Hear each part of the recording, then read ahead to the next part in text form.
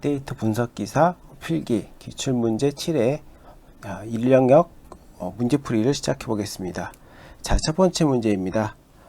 하드 분산 파일 시스템 HDFS죠. 자, 설명에 대해서 옳은 것은, 자, 한번 내용을 봅시다. 일단 답은 먼저 3번이에요. 네. 네임노드 손상되면 정상적으로 작동하지 않는다. 네, 그렇고요. 자, 그럼 1번부터 왜 오답인지 한번 봅시다. 자, 블록당 저장 가능한 크기는 10MB다. 자, 이거는 그 HDFS 1.0에서 우리 64MB였어요. 자, 그럼 우리가 그 뒤로 업데이트 되면서도 더 올라갔으면 올라가지 떨어지지 않거든요. 그래서 10MB다. 이거는 이하이다. 이거는 잘못된 오답이고요. 자, 그 다음에 다양한 데이터를 동일 공간에 저장한다. 자, 그 분산 파일 시스템 같은 경우 동일한 공간이 아니라 여러 공간, 다양한 다양한 공간에 분산 저장하는 것이죠. 자, 그게 핵심인 것이고, 거의 동일한 공간에 저장하지 않고요. 그 다음에 범용 장비 사용이 적합하지 않다 했는데, 그 하드바 같은 경우는 기본적으로 그 범용 장비를 추구하죠. 그러니까 그 비싼 장비가 아니라 범용 장비를 여러 대를 사용하는 것이죠. 자, 그래서 고성능 컴퓨터 사용한다 했는데, 고성능 컴퓨터 사용은 더 좋은 것이고, 기본적으로 범용 장비 사용이 적합하다입니다. 그래서 답은 3번이 되겠습니다. 자, 다음 문제입니다. 자, 크리스피디엠 분석 방법론의 분석 절차로 옳은 것은 했습니다. 자, 이거는 그냥 암기 문제예요. 이거는 이해해서 풀 수 있는 문제가 아닙니다. 자, 그래서 우리가 답을 보면, 우리가 답은 나왔죠. 답은 우리가 그 업무를 이해하고, 그 다음 데이터 이해하고, 데이터 준비하고, 모델링하고, 평가하고, 전개하고. 답은 2번입니다. 자, 우리가 이런 문제 보면은 그런 분들이 계세요. 나는 암기형은 별로야. 나 이해하는 게 좋아. 이해해서 풀 거야.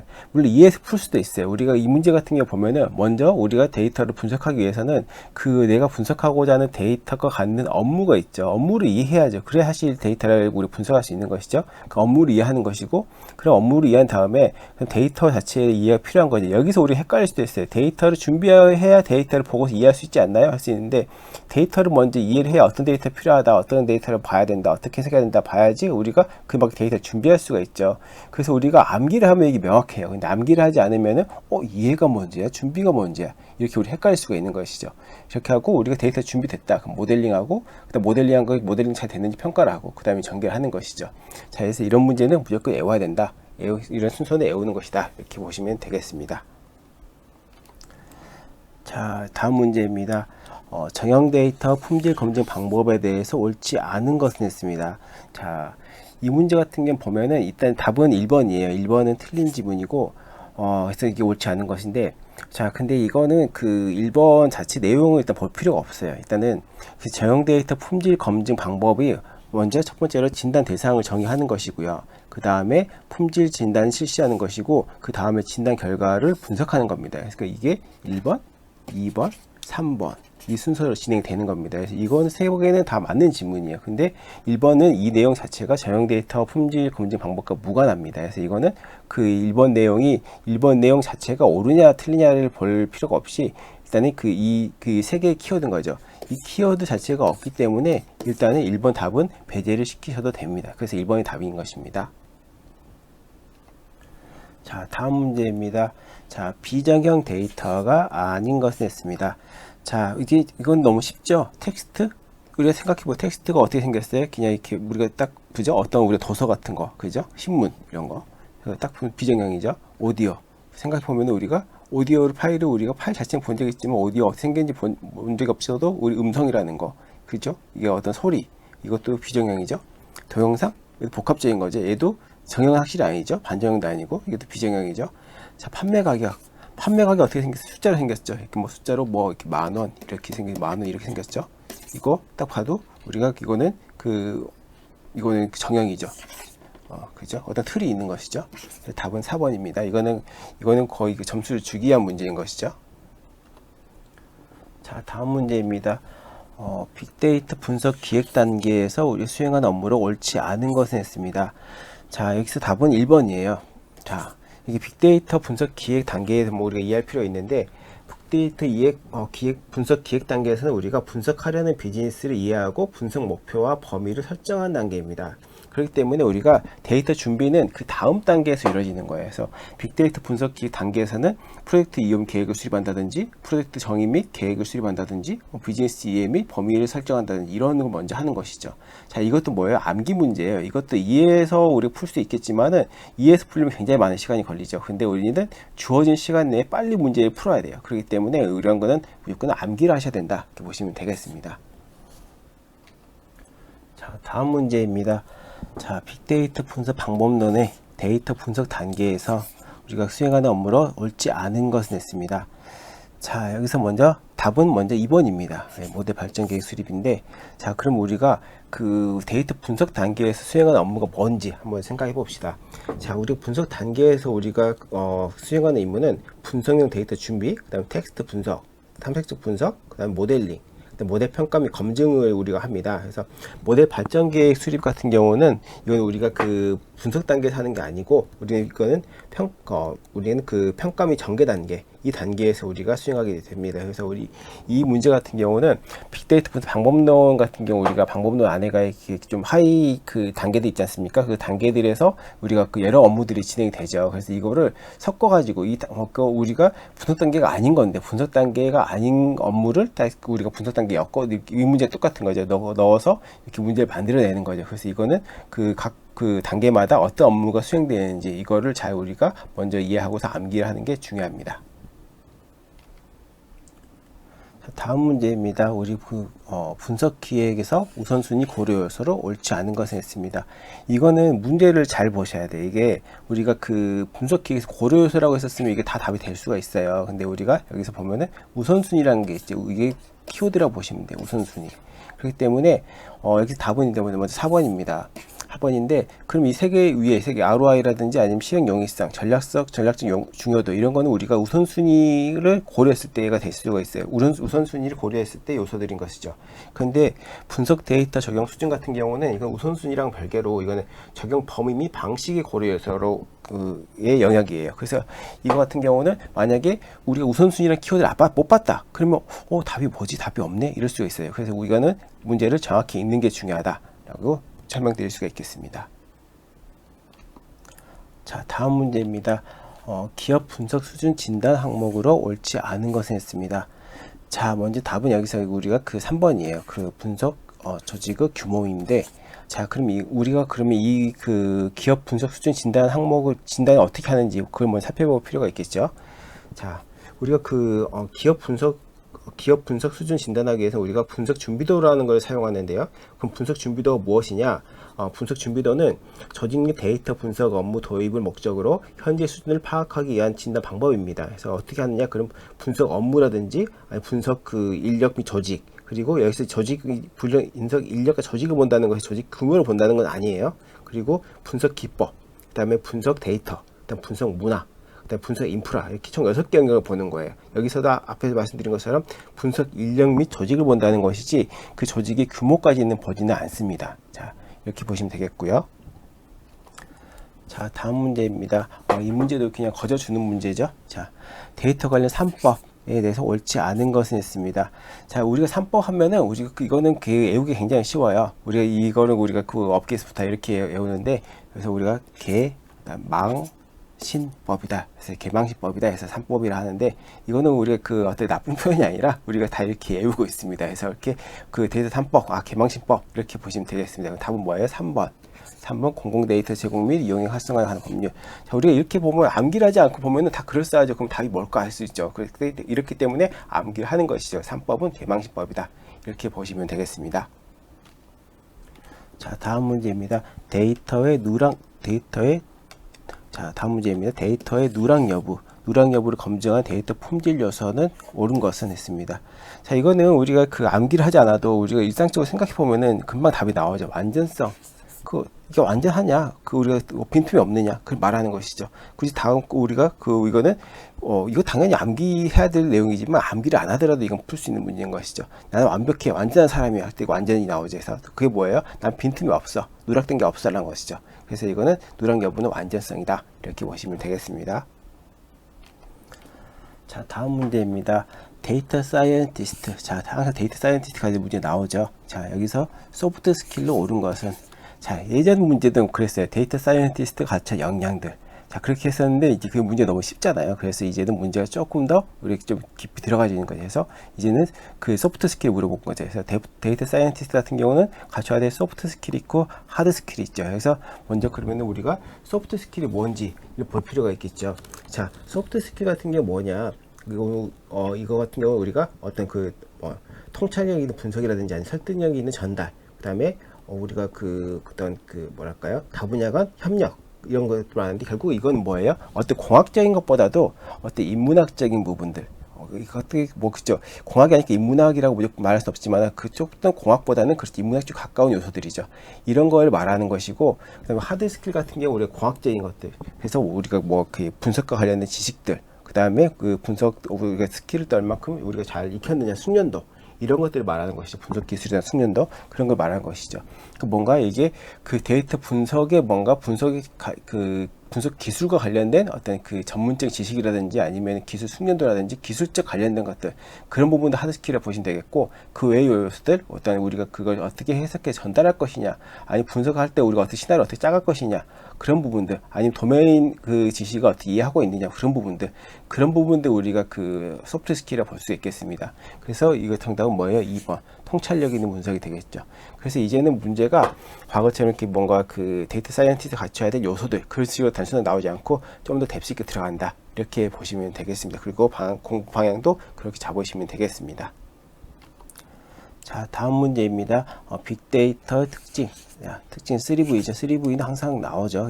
근데 이건 암기하면 굉장히 풀 수 있는 문제인데, 자, 이건 답은 뭐예요? 일단 답은 4번이죠. 근데 여기 가치라는 게 있어요. 가치가, 근데 우리가 어디서 봤단 말이죠. 꼭 가치도 있었는데, 근데 왜 3V에 헷갈릴 수 있어요. 가치하고 품질은, 이거 두 가지는 이게 3V에 더해지는 거죠. 이 두 가지가. 그러면 이게 5V가 되는 거죠. 이것이고요. 근데 여기서는 3V만 물어봤기 때문에 우리가 4번이 되겠습니다. 자, 다음 문제입니다. 또 데이터 사이언티스트 나왔어요. 자, 이번 회수에서는, 이번 7회에서는 데이터 사이언티스트 바빠요. 또 나왔어요. 자, 이번 역할이 나왔죠. 옳지 않은 것은 있습니다. 자, 1번부터 보겠습니다. 자, 분석 본대 선정 시 분석 모델에 대한 한계점은 배제하고 진행한다. 자, 그쵸. 한계점 배제하고서 뛰어넘어가지고 나는 한계점 극복할 거야, 할 수도 있겠죠. 그 자세는 좋죠. 근데 이렇게 하면 안 되죠. 한계점을 고려해야죠. 자, 고려해서 우리가 진행해야 되는 것이지, 배제하고 진행한 것이 아니죠. 자, 그래서 답은 1번이고요.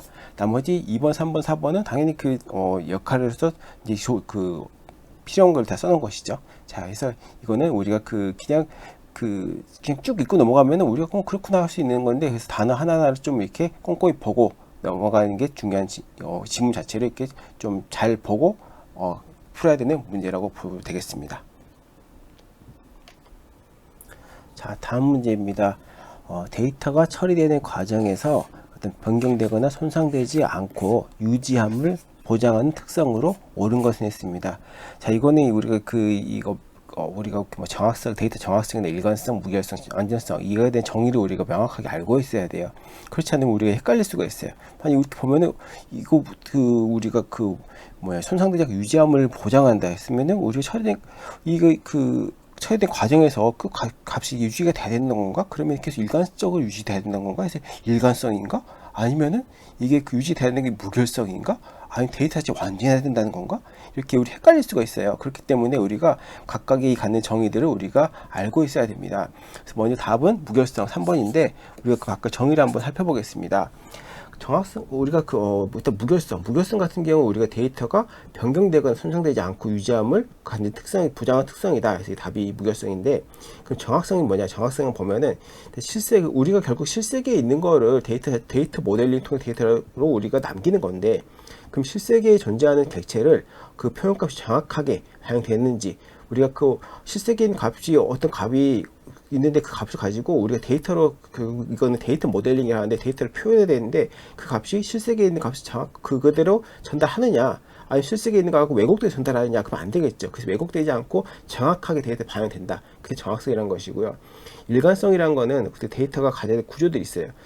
가령 예를 들어서 우리가 1이라는 숫자를 표현하는 과정에서 우리가 이 숫자 1이라는 게 있고, 또 문자 이 1이라는 게 있어요. 그럼 우리가 시험 보는 수험생이니까 이게 다르다는 걸 아시겠죠?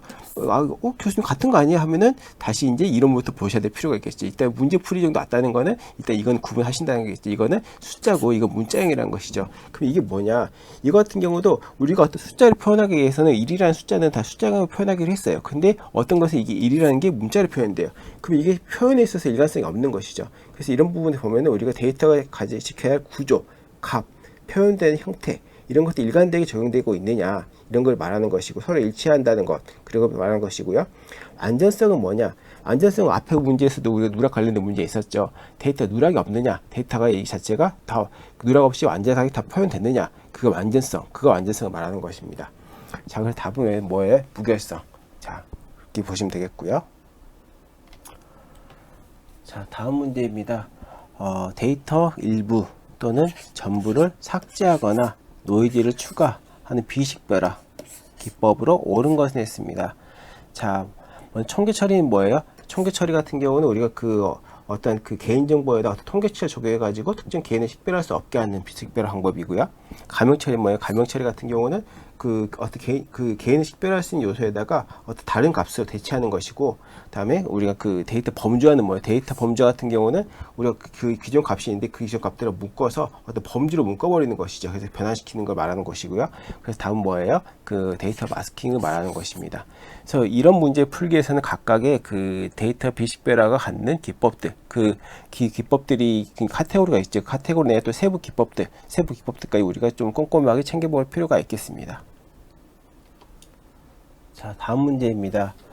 다음과 같은 특성을 갖고 있는 반정형 데이터 종류로 옳지 않은 것은 있습니다. 이 특성이 우리가 이거는 이 특성을 안 읽어봐도 돼요. 이 특성은 뭐냐면은 이 반정형 데이터가 갖는 특성을 말하는 것이고, 결국은 이 문제는 이 지문을 읽고 풀라는 게 아니에요. 반정형 데이터 종류를 물어보는 거고, 반정형 데이터 종류가 맞느냐, 반정형 데이터가 아니냐, 그걸 물어보는 것입니다. 그래서 이 지문은 그냥 어떻게 보면은 시간 끌기 한 것이고, 굳이 이 지문 아니면 내가 반정 데이터에서 내가 내 정의를 모른다. 그럼 이걸 당연히 풀고 읽고 푸는 게 맞는데, 내가 반정 데이터를 알고 있다. 그러면 굳이 이 지문을 안 읽고도 우리가 풀 수 있는 겁니다. 자, 반정 데이터가 아닌 건 뭐예요? 우리 2번이죠. 이거는 만약에 RDF였다.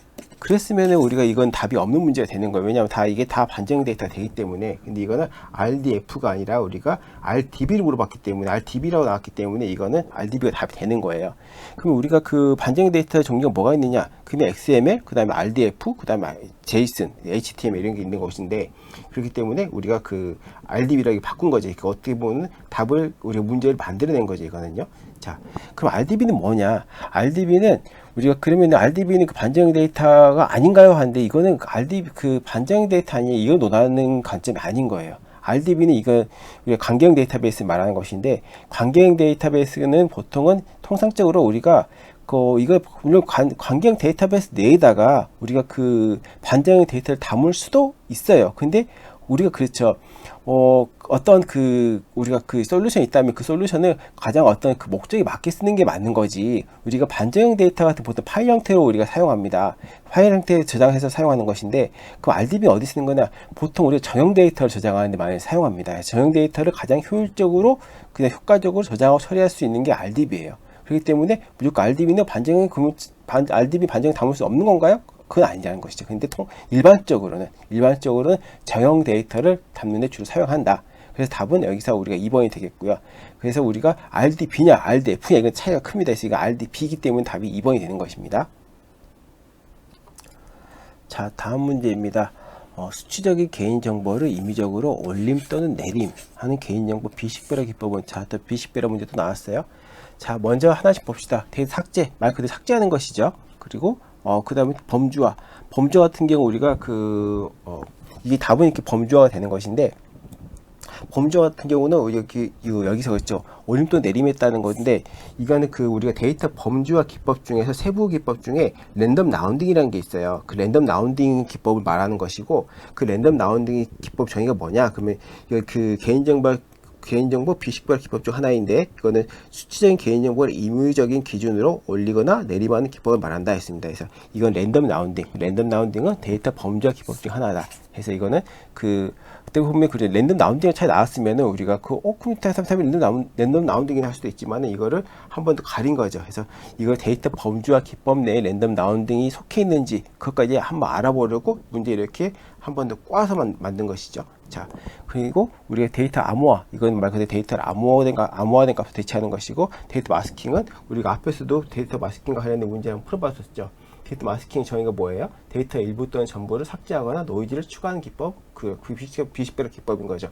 그 데이터 마스킹을 하는 것이고요. 자, 그래서 답은 우리가 데이터 범주와 랜덤 라운딩. 그래서 답은 2번이 되겠습니다. 자, 다음 문제를 보겠습니다. 빅데이터 플랫폼에 대한 설명으로 옳지 않은 것을 했습니다. 빅데이터 플랫폼에 대해서 우리 구조부터 봐야겠죠. 자, 이거는 2번 지문부터 보겠습니다. 빅데이터 플랫폼 같은 경우는 우리가 소프트웨어 계층, 그 다음에 플랫폼 계층, 인프라스트럭처 계층으로 구성이 되어 있습니다. 자, 그럼 소프트웨어 계층 보겠죠. 소프트웨어 계층 같은 경우는 우리가 데이터 처리, 그다음 분석, 그다음에 이를 위한 그 데이터의 수집, 전개를 하는 역할을 하고 있고요. 그다음 두 번째로 플랫폼 계층 같은 경우는 작업 스케줄링이나 아니면 데이터 및 그 자원 할당과 관리, 그다음 프로파일링 등을 수행한다 했습니다. 그러면 마지막으로 인프라스트럭처를 봐야겠죠. 근데 인프라스트럭처 계층 같은 경우는 이 지분의 내용이 아니라는 것이죠. 이게 함정이죠. 자, 그럼 인프라스트럭처 계층에서는 우리가 뭘 하느냐? 그 자원 배치, 그다음에 스토리지 관리, 그 다음에 노드 및 네트워크 관리 등을 통해서 빅데이터 처리 및 분석에 필요한 지원을 제공한다고 지금 정의가 되어 있습니다. 그래서 이거는 우리가 빅데이터 플랫폼에 대해서 우리가 그 학습이 좀 그 각 계층까지 각 계층에서 무슨 역할을 하는지까지 우리가 학습이 되어 있어야 풀 수 있는 문제라고 보면 되겠습니다. 답은 뭐예요? 1번이 되겠습니다. 다음 문제입니다. 자, 오토샤딩을 이용한 처리 속도가 빠른 NoSQL DB 정기로 옳은 것을 했습니다. 자, 여기서 레디스 같은 경우는 인메모리 방식을 말하는 것이고요. 자, 그 다음에 코치DB 같은 경우 우리가 그 ACID를 지원해준다. 이거 특징을 보면 되겠고, 그 다음 몽고DB하고 다이나모DB가 이제 문제가 되는 건데, 보통 우리가 그 오토샤딩하면 몽고DB를 많이 생각을 해요. 그리고 우리가 그 정답 같은 경우는 실제 몽고DB인데, 근데 다이나모DB 같은 경우도 이게 오토샤딩이 되지 않느냐라고 보신 분들이 많이 계세요. 그런 비슷한 기능을 하고 있기 때문에. 그래서 이거 같은 경우는 답이 그거는 이제 그 4번이 될 수도 있지 않냐 하는데, 이거는 일단은 그 어떤 실제로 갖는 기능이나 아니면은 어떤 그 실무제 관점보다도 우리가 이거 말 그대로 시험 보는 거기 때문에, 시험에서 우리가 그 어떤 그 지금까지 많이 그 통상적으로 보여졌던 이론, 그러니까 이게 그 통상적이라는 게 지금까지 많이 그렇게 알려졌던 이론. 그러니까 내가 최근에 봤던 이런 기능이 있던데요. 그건 내가 발견해낸 거고, 그게 통상적으로 그렇게 많이 봐왔던 그런 식으로 좀 답이 그걸 반영하기 때문에, 그래서 이거는 지금까지 우리가 그 알았던 그 몽고DB가 오토샤딩이 된다. 그런 관점으로 풀어주시면 되겠습니다. 그래서 이거를 이 기능 되는데 안 되는데 그런 생각보다도 약간 일단 그 이론 베이스로 접근하시는 게 좋을 것 같습니다. 자, 다음 문제입니다. 데이터 분석가의 특징으로 옳지 않은 것을 했습니다. 자, 이거는 우리가 그 수업용 문제 되지만 실무적으로도 생각해 보면 이게 풀 수 있는 문제죠. 자, 데이터 분석가가 그 어떤 특징이 있느냐? 데이터를 다루는 다양한 도구와 기법을 익혀야 한다. 그렇죠. 기법을 알아야지 우리 분석할 수 있죠. 그 다음에 우리가 분석 결과를 효과적으로 전달할 수 있어야 된다. 그렇죠. 우리가 분석을 잘했어요. 근데 이거 가지고 상대방 설득을 해야 되는데 그거를 잘 전달을 못해요. 그럼 또 이것도 좀 우리가 애로사항이 있겠죠. 데이터 수집 및 분석하여 통찰력을 얻을 수 있어야 한다. 그래서 통찰력이 있어야죠. 우리가 그냥 수집 분석만 했어요. 그 다음에 어떤 인사이트를 얻어서 이렇게 잘 전달해 줘야 되는데, 그냥 우리가 이런 스킬 나와서 이렇게 뭐 정학생 몇이고 이 결과 나왔어요. 이거 딱 던져주면은 이거 안 되겠죠. 이게 뭔가 굉장히 부족한 거겠죠. 자, 네 번째, 우리가 데이터 분석 객관성을 위해, 객관성은 중요하죠. 근데 배경 지식을 배제해야 된다 했는데, 이거는 객관성을 유지한 건 당연히 중요하죠. 나의 주관적인 관점을 버려야 되는 것이죠. 버린다기보다도 내가 어떤 주관적인 게 개입돼 가지고 이 데이터가 가는 객관성을 이제 해치면 안 되는 거죠. 근데 이 배경 지식이 이게 그 업무적인 지식이랑 배제하면 안 되겠죠. 근데 우리가 데이터를 이해하려면 업무에 관련된 배경 지식이 있어야 돼요. 그래야 데이터 이해할 수가 있어요. 그리고 이 현상에 대해서 우리가 수치 그 자체로 해석하면 안 되고, 업무적으로 이게 무슨 의미가 있느냐 가지고 해석이 달라질 수가 있습니다. 그렇기 때문에 그래서 항상 우리가 그 강조하는 실무에서도 그 데이터 분석을 할 때 분석가가 가진 그 능력 중에서 분석 스킬이 아주 뛰어난데, 그런 거 있죠. 우리가 예를 들어서 경력직을 채용했어요. 경력직 채용하는데 우리가 그 보통 데이터가 한참 우리가 빅데이터 AI가 이슈되면서 그때 경력직 많이 채용했단 말이죠. 근데 그 과정에서 우리가 그 예를 들어서 우리 내 분야는 만약 금융 분야인데 금융 쪽이 전혀 모르는 예를 들어서 통신이나 아니면 다른 분야 사람이 왔단 말이에요. 왜냐하면 우리 회사는 일단 분석가 뽑았는데 분석가가 인력이 너무 없는 거예요. 그래서 다른 도메인 영역에 있는 분이 오셨다면은 분석 스킬은 당연히 좋겠죠. 근데 이 금융이라는 영역을 모르는 것이죠. 그러면은 우리가 분석을 어떻게 한다 하더라도 결과 해석이 달라지는 것이죠. 그래서 우리가 계속 겪으면서 우리가 이제 업계에서 그랬죠. 이 도메인 날리지가 무엇보다 중요하구나. 그 금융에 대해서 지식이 없다 보니까 이게 이 분석 자체 옳은지도 모르겠고 잘한지도 모르겠고, 그다음에 이게 어떻게 해석을 잘 못하는구나. 그래서 업무적으로 우리 활용이 힘들구나. 그래서 우리가 도메인 날리지가 굉장히 중요하다는 게 계속 강조가 됐었죠. 그렇기 때문에 배경지식을 배제해야 된다. 이거는 잘못된 것이죠. 그래서 답은 4번이 되겠습니다.